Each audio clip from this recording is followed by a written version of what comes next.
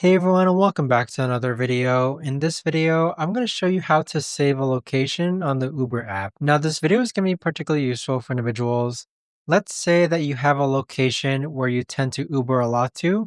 How do you actually go ahead and save that location onto the Uber app? Now, this video is going to be short, sweet, and simple, guys. There's not going to be a lot of steps involved.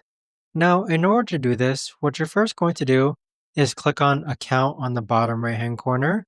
Next, scroll down and then go ahead and click on Settings. Now from here, click on Shortcuts. And then this is where you could actually go ahead and add a home, work, or add another saved place. So click on Add Saved Place. And then this is where you can enter the address of that saved place. But there you have it, guys. That right there is the best and easiest way that I know of to actually go ahead and add a saved place to the Uber app. If you guys know of a better or easier way to actually do this, let me know in the comments down below. I would love to know. Thanks so much for watching, everyone, and I'll see you guys all in the next video.